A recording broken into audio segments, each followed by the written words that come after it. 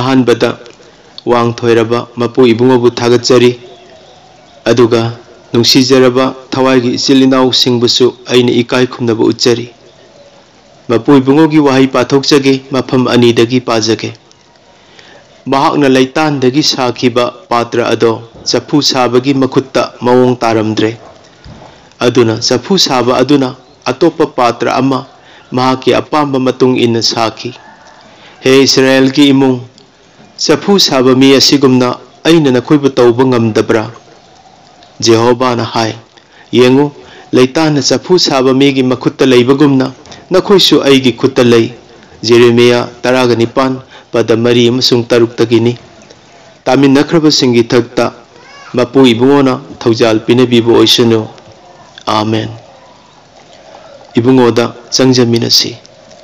थौजाल गे हौरफम ओइबिरिबा Seng थोइरबा मपु Ibungo नचाना नाहकु थागचरी अइगी पुंसिबु असियोंना चिंगबिरकपगी दमक्तसु हरावबु फोंदोकचरी ngасidi निफुगा मरी सुबा इबुंगोगी अफबा वापाउसे हाइदोकजगदबा नुमितनि इबुंगोगी मांगददी नुमितसु nganba यौदे इबुंगोगी मांगददी सर्गदूत सिंगसु सेंगबा यौदे नचा आइदी करिमता नत्ते हाइबा आइना खंगजै आइगे अयोल अरान कोकपियु आइगे खोंजेल वाहै पुकनिंग लौसिंग पंगल पुंबा नाहकना सिजिन्नबियु थवाई असेंगबना ngangbiyु ngasiगी अफबा वापाउसे अहिंबा थवाई हापजिनबियु हाइदुना नचानुपा इबुंगो जीसु ख्रिस्तगी मिंगलेन सोंदुना निजरी आमेन अइगी नुंसीजरबा इचिलिनाउसिंग ngasiगी निफुगा मरी सुबा अफबा वापाउ असे चफु साबगी लैतान हाइना थमजगे इंग्लिश तदी द पोटर्स क्ले हाइना अइना हाइदोकचरी मियोइबा अइखोइदी विजिबल नि उबा याबा पोसकनि ईश्वरदी इनविजिबल नि इबुंगोदी उबा ngamde अदुबु उबा ngamdaba महाकना उबा ngamba अइखोइना उरिबा पोट पुमनमक असे मा लै हाइबा खंगननबा सेंबिरमि समना हाइरबदा मियोइबना सेंबा नतबा अइखोइना उरिबा खुदिंगमक असे उबा ngamdaba मपु इबुंगोगी खुसेम ngakतनि महाक लै खुसेम हाइबा इबुंगोना मियोइबा अइखोइबसु मखुतना सेंबि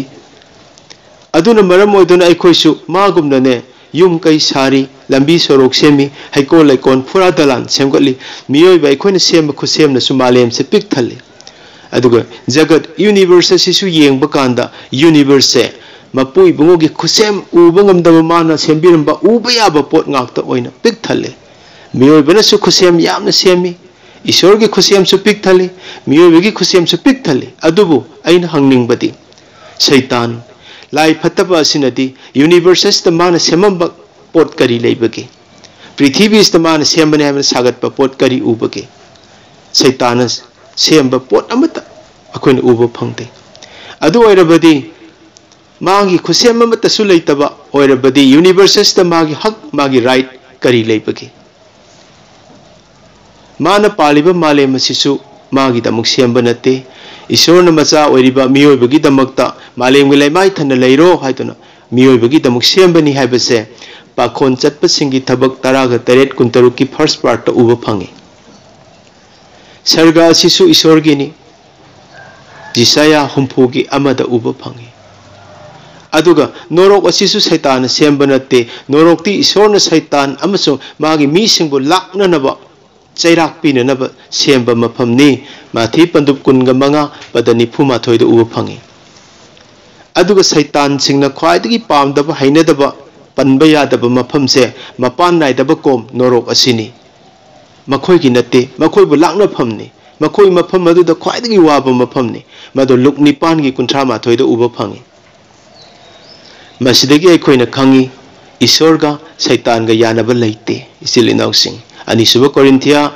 तरुक की तरा मंगाद उब फंगी सैतान हैबसे मसामकी लेफमसु लेतब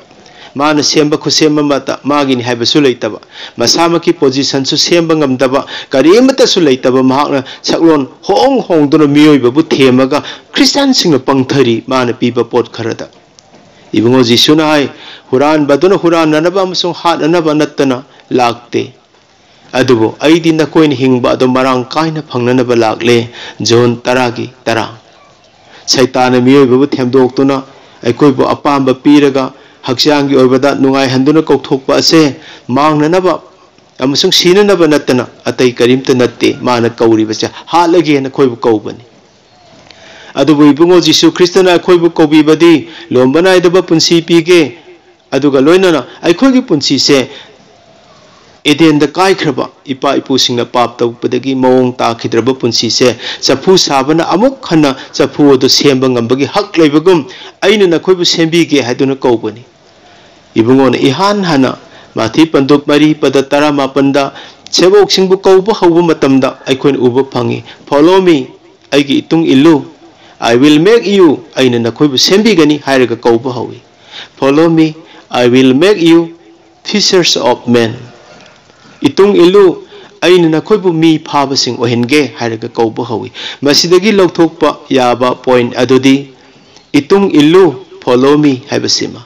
I will make you अइना नखोइबु सेमगनी अइना नंगबु ओहेनगनी हाइबसिनी मानबु कौथोकपिरबदी सोइदना अइबु सेंबीरनी सोइदना नंगबु कैनोमदी ओहेनबिरनी हाइबसे इबुंगोगी वाहिसे कौथोकपगी अर्थदो अइना हाइदोकचबगी वानी फर्स्ट सेंचुरी ददी पुंथा थादोक्तुना जीसुगी वा पाउ संदोक्तुना पुंसी थवाई कत्तुना मखोइदगी ताखिबा ईना जीसु ख्रिस्टगी सिंगलुप हौननबगी दमक्ता इबुंगोगी ईना हौब सिंगलुप अदुदा मखोइगी ईना अमुक सिंगलुप असे सिल तौननबगी दमक्ता थवाई कत्ल कत्लगा सिंगलुप लिंखतकी हौजिक्ति जीसु ख्रिस्टगी वा पाउसे तादब मी मफम यामद्रे मरम अदुना अखोइ पुंग थादोक्तुना लोइनमक चटननब कौबा अदु खक्त नते हुजिक्ति प्लस नहाकना अइना पाइरिबा प्रोफेशनल ओइबा लंबीदा चटना चटना नंगना अइना लेरुबा डिपार्टमेंट मफम मफम दुदना इबुंगोगी साखी पीननबगी दम कौबीबनी मेंबर खुदिंगमक्सु साखी पीनबनी इसिल इनाउसिंग इबुंगो जिसुना इतुंग इलु अइना नंगबु सेमगनी हाइबसे आई विल मेक यू हाइबसी डॉक्टर ओइना सेमबीबसु याइ हुजिक्ति ईश्वरगी डॉक्टर साखी पीनब डॉक्टर इंजीनियर ओहेनबीबसु याइ क्रिश्चियन करंबा ईश्वरगी साखी पीबा ngamba इंजीनियर बिजनेसमैन ओइना सेमबीबा याइ करंबा बिजनेसमैन ईश्वरगी साखी पीबा ngamba बिजनेसमैन साइंटिस्ट ओइना सेमबीबसु याइ कौबीबा याइ नाहाकु कौथोअदि साइंटिस्ट ओहेनबीरकपा याइना मरमदी ईश्वर लेते हाइबसिंगी मरक्ता ईश्वर ले हाइबसे नाहाकना साखी पीबा ईश्वरगी साइंटिस्ट लेंगाकपा मिनिस्टर सिंगी मरक्ता नाहाकु क्रिश्चियन अमोइना मिनिस्टर सु ओहेनबीबा ngami मरमदी मिनिस्टर सिंगी मरक्ता इबुंगो जीसु ख्रिस्टगी साखी पीबसे मथौ तारिबनी अखोइना लौमी ओइना कौथोकपा याइ नत्रगना मरुप लेजदबसिंगी मरुप ओइनबा नाहाकु सेंबीरकपा याइ नत्रगा मित तांगबसिंगी लमजिंग मैरा ओइननबा नाहाकु सेंबीरकपा याइ नत्रगा लाइरबसिंगबु योग थाकपीबा ngamba mateeng pangba ngamba adugumba yai phaba punsi amoina nahaku semgatnaba kaubibsu oiba yai natraga pastor evangelist aduga preacher teacher angak angakpa thabak singi dam nahaku kauthokpibasu yai kaubu kaubirabadi follow me itung illu haibasibu illabadi I will make you aina nangbu semgani haibase ibungogi promise ni silinau sing soidana mana aikobu sembigani कौथोकपगी मरमदी तोंगान तोंगानबा talent लेरबसु कौबगी मरमदी साखी पीबा ताइबंग पान पुंबदा नखोइना आइगी साखी ओइगनी हाइबसे डॉक्टर इंजीनियर साइंटिस्ट लौमी ओइनिंगबो ओइसनु ताइबंग पान पुंबदा इबुंगोगी साखी पीबसे अखोइगी थबकनी साखी पीरगा पोंगिंग होंख्रबसिंग अदुबु इन समुद्रगी ngayamado फाबगुमना अखोइ अफबो अपो गॉस्पेल्स ने इन ओइरगने मांगलिबा थवाइसिंगबु फाबा खोमजिन पीबा थवाई कनबा से मसी अखोइगी कौथोकपगी मरमनी अदुनि मी फाबा हारिसे thawai khombani mathi pandup mari pada taramapan aduga taibang pan pumbana koina aigi sakhi oigani habisna pakhon chatpa singi thabak amagi nipanta piriba si kauthok pibai marumni maduda hapsin ba yaba point budi mayam lai kaubibagi taibang pan bagi ai khoise mangal oina ba kaubani aran khubam gi phajaba se khoidei uhanna ba kaubani chingthakta leba sahar oina ba kaubani aizol city gi phajaba numidangda Shillong city gi phajaba se phin kupsan ba yadabagum karigumba मानब कौथोगा सेंबी खरबदी अखोइसे करिगुंबा लाइता लाइरबा हक्सांग नाबा मीना ओटपा ओरसु करिगुंबा मगी ओरसु कबाक थांगना ओरसु फी लेतबन ओरसु चाक तांगबन ओरसु चिंगथक लेबे सहर लुटपा आदबगुम मानब वांस सेंबी खरबदी महानब blessing PB खरबदी मागी मतिक मंगान God's attribute गुण सिंग अदो अखोइदगी कनामतन मांगहनबा ngамoi adum sakhi oiduna nga lera tawbani सेंबीगे हाइदुना कौबीबनी माथि पंदुप मंगा पद तरा मरी तखोइन उब फंगनी तैबंग पानबगी थुम ओयु इबुंगोना हाय कौथोक पिरिसे अफबा ngaktani थुम ओइबा हाइबसे करिनो gospel gi phajaba wa pawdu mi gi thamoi da mahau piba oh si oira bore ko khoina di khangudri se mingon da feel ta honba mi gi heart ta aduni thumna mahau mang khrabadi khongna net panatana mi singi khongna nethat panatana kanadri hari se gospel gi phajaba matik magul do mingon da mi gi thamoi da aingon aigi punsi dagi aigi lamchat dagi aigi phajaba pungning dagi mingon da aphabwa paw aran khuba madu uhanba ngamdraba mi gi thamoi da touch tawba ngamdraba mi gi thamoi da feel tawba ngamandaba oirabadi ताइबंग पानबग आइगा सब मानरप ओइरगदी मी सिंगना जिसुगी फजब थागतपै महता आइगी कानद्रब लमचत अदुदगी मी सिंगना जिसुबु थीना चैबिब नोकनब अदुनी थुमबदुना महाव मांख्रबदी खोंगना नेथतप नतन कानद्रेन हारिबसे एदेन इंखोंदा सैतान लौनम तौदुना असीबा आइबद खोय ओहनबिदुना अमांगबा दुगी मतुंग इलुबदगी महाव मांख्रब थुम ओइरबनी अखोइसे जीसु ख्रिस्टना अमुक हन्ना रिसेप तौबिगे अनौब महाव हापीगे अरान खुबम हापसिनबिगे ईश्वरगी मतिक मगुंदो नखोयद उहलगे ख्रिस्त मानब पुंसी सेंबिरगे हाइदना अमुक हन्ना अखोयबु सेमगत पिननब कौबनी क्रिएशनिस्ट ओइरिबा ईश्वरना ताइबंग पांदा हिंगना सर्गगी मी ओइजबा हाइबसे मसिग सांगदमनबे याबा लन्नमता लैत्रबनी मपो असिदा हौजिक अखोइना मरु ओइरिबदी चफु साबा मागी खुत्ता लैबा लैतान अपेटपा लैबाक ओइहौबा असिनी मागी खुत्ता लैबा लैबाक ओइहौबा असिनी हाइबदी अखोइ मागी याव अखोइ मागी मनाय अखोइ मागी मचा अखोइ मागी लैतान ओइहौबा असिनी he is the shepherd we are the sheep मागना याव सेनबा ओइबिबा मतमदा अखोइ मागी याव ओइहौबा he is the master we are the servants ma se akhoi gi mapu akhoi gi prabhu oiba matamda akhoi se magi manai oihoba he is the father we are the children mana akhoi gi ipa oiba matamda akhoi se magi macha magi children oihoba he is the potter we are the clay mahna chaphu sabo oiba matamda magi khutta leiba leitan akhoi na oijahoba masini hojik maru oiribase magi kauthok paduda tholakpa magi matung inba I will make you aina nangbu semgani aina nangbu ohengani habase nang aigi karigumba ma man semgadori base masi magi makhutta ikhoise leitan oina sinajahoba asini mahakna miyoiba ikhoibu ahanbada malemgi leibak semki adudagi ni maku he is the potter hairise chapu sabani na koina hairise aduga mana sembiriba miyoiba ikhoise malem leibak tagi leisadagi semki bani adunani we are the clay ikhoidi leitani hairibase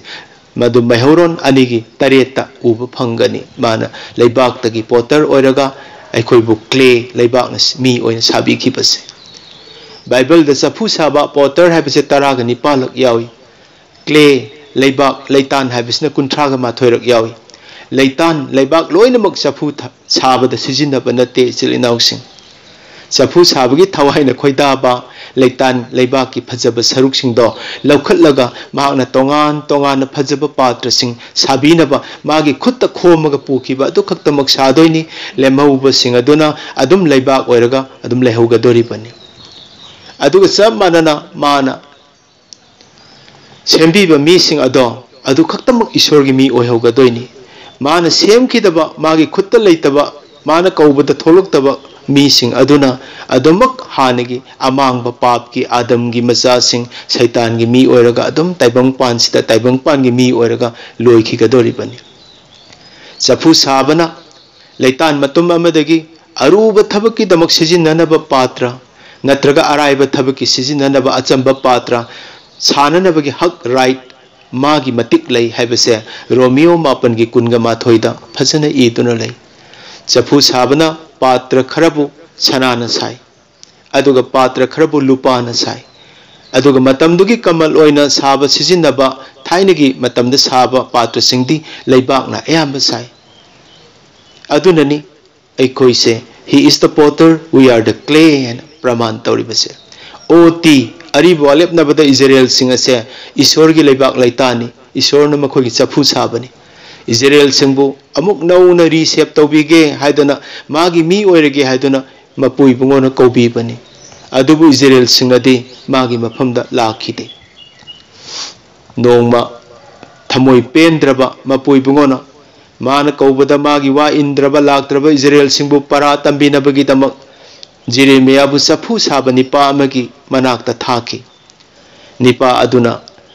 कांखोंग हुइल लैदुना चफू साबदो जिरेमियाना उरमे चफू खरा अमदी मवोंग तारमद्रे अदुना Nipah अदुना मवोंग तादब चफूदो अमुक हन्ना मवोंग ताना साबिरमे अदुदगी ईश्वरना जिरेमियादा पाउ मागी वाही Laki जिरेमिया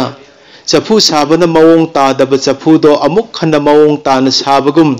lump हेलब Israel सिंहबु मखोइना पाप थादोक्तुना अइंगोंदा हलकलबदी अइना अमुक हन्ना मखोइबु करिगी फजना सेंबिरोइदगे जिरेमिया 19 की अमदगिना 18 जिरेमियाना मदु मीसिंगदा हाइकी अदुबु मखोइना खुमक्की आशा लैते अदुना अखोइ इसागी थौरांग मतुंग इन्ना इसागी फत्तबा अमसुंग नुंगन्नरबा पुकनिंगी मतुंग इन्ना अइना चटकनी हाइदना इजराइल सिंह पाखुम पिरखी जेरेमिया 19 दा उबा फंगी असुमना इजराइलबु सरगदा लोंबा नाइदबा पुंसी अदुगा पृथ्वीस्तसु ख्वाइदगी फजबा पुंसी मरांग काइबा पुंसी पीबीगे हाइदना कौबा मतमदा मखोइना लाखिदे मदुगी महुतदी उखा वखादा बाल की मूर्ति साकी उगी मखोंगसिंगदा आर्टेमिस की मूर्ति साकी लाइदा मखोइ मखोइगी नुंगसिबा मचाबु सरेन चनखी मचासिंगबु मैदा थादुना थौ ओइना कटखी फत्तबा लाइसिंगबु पेलहनखी मदुना ईश्वरना साउदुना हंजिन हंजिन मखोइबु ईश्वर निंगदबा जातसिंगी मखुत्ता पिथोक्तुना मखोइबु लानफा ओइना पुहनखी मिरमदा मपुंसी लोइखिबनी मिरोन अयामबसे ईश्वर की अफब लैतान ओइबा ओतीदसु हाइबि इनबा मीसिंगदि लै मखोइ अदु थाजबदा फावरबा मीसिंग हाइदना इब्रिया 10 दा अखोइना उरिबसिंग अदुनी मखोइदि अफब लैतानी हाइबि इनदबा इजराइल सिंगी मरक्तगी मखोइदि टॉप टॉपा ईश्वर की मीसिंगनी मखोइ मैना चाखिदे मखोइदि नोंसागी मचिन मोइगी दमुक्ता पुनखी नोंसाना सोखिदे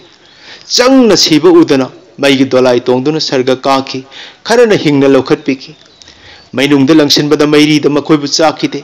इचाउ लाकु मतमदा ताइबंग मांगख्रबसु नोहागी मीसिंग कनबिकी लानफम कयादा मखोइबु ईश्वरना मखोइगी दमक लान सोंगनखी अदुगा मखोइ खरा मबुना मिनाइदगी प्राइम मिनिस्टर ओहेनकी खरा अमना नोंसागी मकोंदा नोंसादे कनबिकी प्रेसिडेंट ओहेनकी मागी खुत्ता लेबा लैतान ओइरबदी ओतीदसु मांगहनबा लैते I will make you follow me इतुंग इल्लु अइना नंगु सेमगनी हाइबसे ओतीदगी हौना सेमबिखिबा गाक्तनी इबुंगो जिसुने इतुंग इल्लु अइना नंगु सेमबिगनी हाइबसे अपाम हक्चांगी अपाम बदु पीरगा सेमगदबदी ओइरोय अदुबु हक्चांगी निट ओइबा मखैदी यावरबनी थवाइबु कनबिनबा थवाइगी अरान खुबम सेमबा महाक अदुना लैबाक्तगी हक्चांगसु सेमबिबनिना हक्चांगी निट ओइबा मखैसु माना लोइना पीगनी मसिमदि लांगतकनगनोइना वासक पीखरबनी थवाई खक्तगी नते हक्चांगीसु यावरिबनी मान सप्लाई तौदोइसे अदुबु अपाम पीगदबा नते मथौ ताबा पोतु पीगनी कदाइदे यावी नखोइना हक्चांगी हिंगनबगी दमक करी सिनफम पाइगनी करी चागनी करी थक्कनी करी सेटकनी हाइना लांगतकनगनु मरमदी नखोइगी सर्गगी नपाना पोत पुनमक से नखोइगी दमक नित ओइ मथौ ताई हाइबा खंगबी माथि पंदुप 3 पद 19 हक्चांगी लैनब युम सेटनबा अमदि चानबा अहुम से निट ओइ मसि वागनु मसीगी मैचाक पोलुम से थादोखरो मसीदी रिक्स लौबीगे रेस्पॉन्सिबिलिटी सरगगी इपान पुनी खुदम मोइन हारबदा नहांगना थाजब ngamद्रवदी लांगतकनरगा लेरदी अतियागी उसेकसिंग दे येंगो उसेकसिंग असिदा साखीनी एसे बाइबल न फसना तंबीख्रबनी अइकोइन इया का थोक्त्रिंगैदा करी वालगे मियोइबगी हक्सांगी ओइबो पोट करी वाटबगे हाइबसे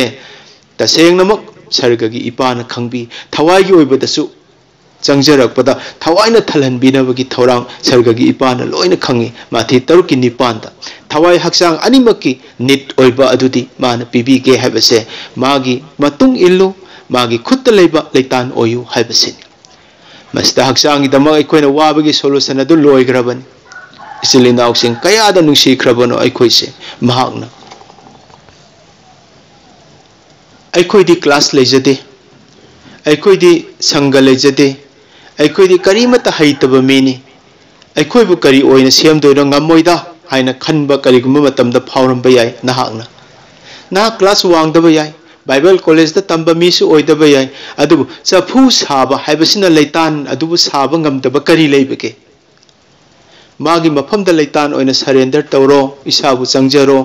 पिथोखरो पुंसीसे नहागना अपाम सेमबियु ननिंग ओइबियु प्रभु ईश्वर अइदी लेतानी मपु नंगनी नहाकी अपाम सेमबियु अइ चंगजदुना ngairingayda haibase isai duga loinana pithok pikro karisu leitaba nang aigumba chindagi tholokpa wahai ado manabu sembiraba anoba mi oiradi prithibhi ase khoi gi wahai asina mathak makha onga doribani mapui bungo gi leiba ado thunghan ga doribani now bible college tamdaba midi oibeyai adubu bible sungtam tamdaba nangi wa singado bible college da subject oina tamhan biba ngamba isorni tamchu tamnari bani hujik bible tamdaba singi subject oidana hujik pawata dl mudi hoigi para tammi basni usa gi college ayamada dl mudi da loina best tawra tamme bible college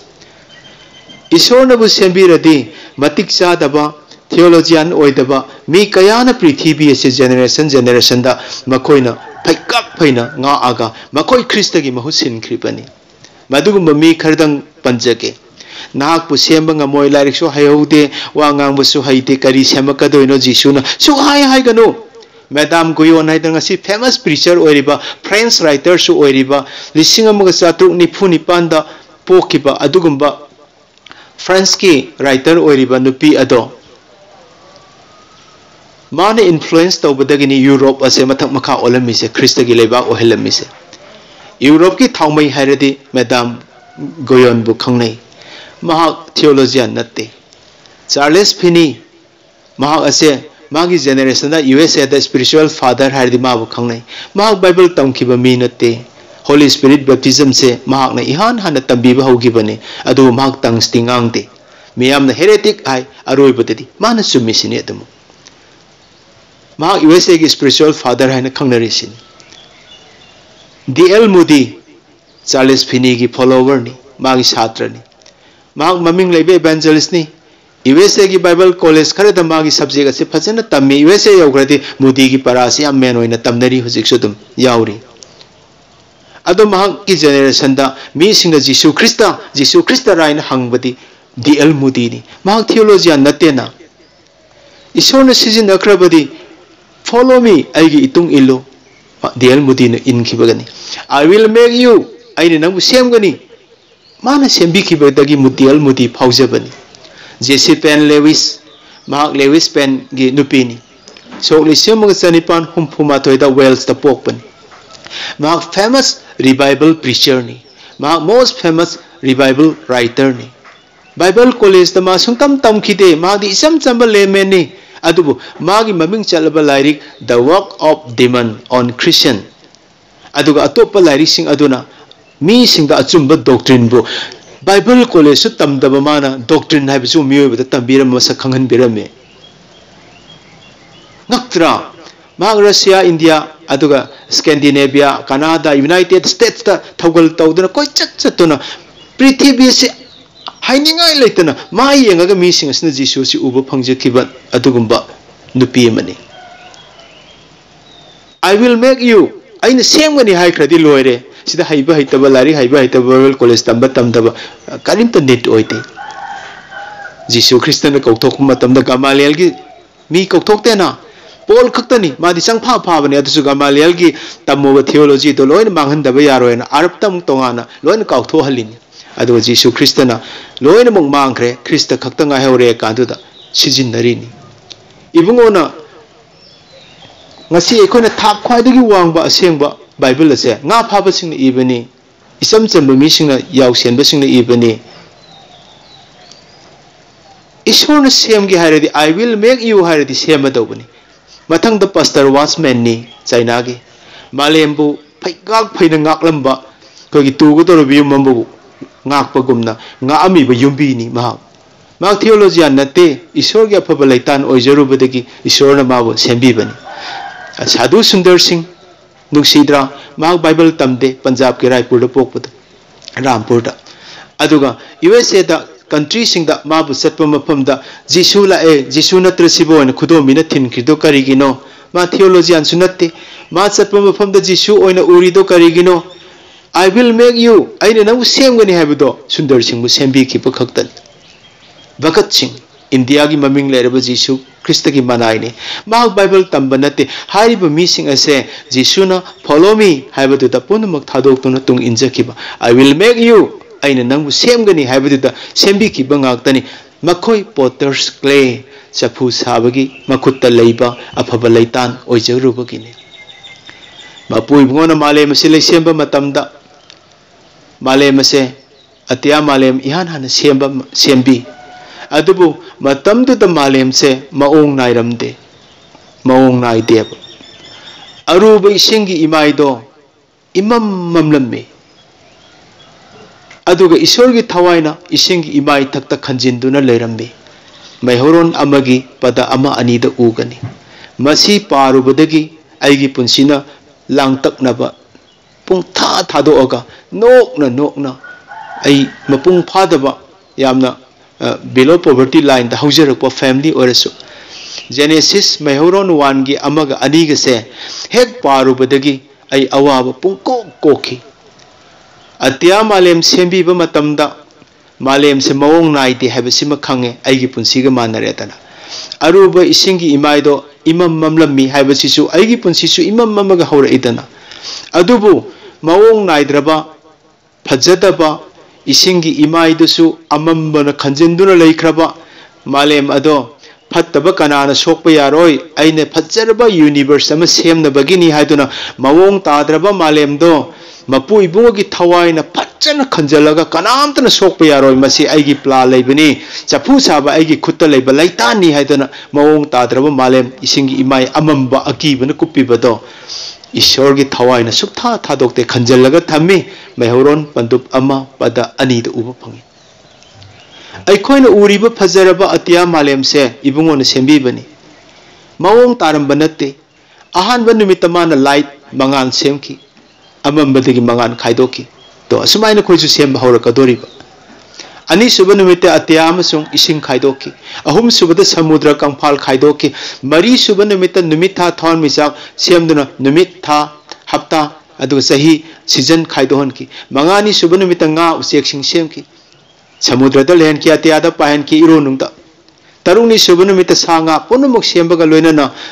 makal mak pambi kai loina semba loraga miyoi bosu sembi ki tareni subada khutlep ki kaya da mifam hongba yadraba phajarba malem do mawong naidraba prithibhi aduna ohelaki bani amamana kuptunu leramba du dagi mapui bogi thawaina sokba yaroi masi aigi khutta leiba leitan ni aina phajana semgani haduna numit tarungni changna sembada phajaraba pot am oirakpani aduna ni Jisuna follow me itung ilu I will make you aina nangbu phajana semgani I will make you aina nangbu ohengani mi phabo ohendori ra kari ohendoino khwaidagi phajaba pot amadi edenda kai khraba posakto reshape chapu sabana saba chapu khara mawong taramde Jeremiah da ohenbado adu mana sidi phajadre na amuk hana semi Israel sing nakhoi aigi khutta leiba leitani aina nangbu kaidobi semga moidoino noibu sembada aigi hak leitabra Jeremiah tarani pangi ngasai khoina pa khibda amada intaru phawda aduga chap manana nang aisu mawong tadraba malem do Maihoron pandup amagi pada amaga anigada amamana kuptuna leibagum Christian hek oibaga khoi nungai rakadaba natte haujik anauba Christian oiriba nang aigi punsi asisu mawong ताना सेम्बीगे इतुंग इल्लू हाइदुना कौबीरबनी माना सेमनिंगबा मओंगदा सेमननबा लैतान दो हौजिक अखोय ओइरबनी we are the potter's clay हौजिक अखोय मागी खुत्ता लैरबनी चफू साबगी लैतान मालेम से मओंग ताद्रबसु इहांग हांगलबसु इसिंगी इमाइदा अमंबना कुपलबसु मसे कनामतन सोकप यारोय अइना फजन यूनिवर्स अमा सेमकदोइनी हाइदना थवाय अदुनदि कोनसलगा ngaगा थबिरमी हाइबा अदुगुमना चप मानना नंग आइगी पुंसी से होजिक होजिक ngasi मी खरना मओंग ताखरे मी खरा अमदि मओंग ताद्री नाहकसु तफोंग खंगदबा हिंगनबगी लंबी फंगदबा करी तौरगा हिंगदोइनो खंगदबा पुंसी से ममंबा याय इहांग हांगंबा याय पुंसी से याम फजद्रे हाइदना नंग खनबा ओइरंबा याय अदुबु मओंग ताद्रबा नंगी पुंसीदो अमंबना कुपसनबो रसु तफोंग खंगदबो रबसु नंग क्लास लैतरबो रसु मिमा नदबो रसु लाइरिक लासु हाइतबो रबसु इबुंगो नंगबु कौरगा follow me I will make you आइने नंगबु सेमगनी हाइना कौखरबनिना कनामतना सोकप यारोय करिमता हैत्रब इसा से आइने सेमगनी हाइदना सोइदना नंगी थवाय सेमुना नंगी नथक्ता नंगबुसु कनाम सोहंदना खंजलगा थवायना थमलिबनी नंगबु फच्चना मतंगी मतुंगिना सेमक्कनी ख्वाइदगी फजबदो नंगबु ओहेनगनी आइबु ओहेनगनी हाइबसे आइना पुनिंग थगुच्चबनी आई विल मेक यू हाइबसे मागे अरे पवानी will haibani maybe haibanate itung ilu maybe nangbu karigumba khara aina sembirak pasu yai haibanate follow me itung ilu I will make you soidana semagani haibasi aigi sermon gi maming se the potter's clay safu sabagi leitan haibani magi khutta leiba leitan adu khaktagi sermon ni sangadaba natre चफू साबगी मखुत्ता लैतान लैबाक अदु खक्की ceremony अतोप लैबाक की सरमन नते लेमहौबा मालेम की लैबाक लैतान लोइनमक मी सेमबदा सिजिनखिब नते इसिल इनाउसिंग ईश्वर न खुद न लौखटखिब सरुक अदु खक्तदगी आदम अमसुंग इब सेमखिबनी ईश्वर की खुद लैबा लैबाक लैतान अदुना आदम इब ओइदुना नंग आई मियोय बैसे ओहौरबनी कया फजख्रबनो ईश्वर की खुद लौखट हौदबा आदम इब सेमबदा यावखिदबा मालेम की लेमहौबा लैबाक सिंग अदुना ngasi phawba laibaak oiraga dum leihori toni magi khutta leikhiba sing aduna laibaak tagi mi olaktana ngasidi nang aise ishor gi macha oiribani lemhori ba laibaak laitan gi saruk sing adudi haujiksu adum malem laisa oiduna leiribasini adugumna thajaduna ibungo jisu kristna itung illu habista tholakhraba christian oikraba aikoise magi khutta leiraba laitani laukhat khraba sing aduna ishorna adam ib oina semki लेमहौबा लैबाकसिंगना मालेम लैसा ओहेवी जिसुना तुंग इलु हाइना इनख्रबसिंगसना ईश्वर की मचा ओहौरनी अदुगा ख्वाइदगी फजबा ताइबंग पुंसीसु फजबा सर्गदसु फजबा ख्वाइदगी अपेनबा इबुंगोना पेनजबा इबुंगोना ख्वाइदगी अफबा पुनमक सेंबिगदबदो नंग अमसुंग आई कौथोख्रबा माना सेमगनी हाइख्रबा मागी खुत्ता लैबा लैतान ओरिबा अखोय असिनी वी आर पोटर्स क्ले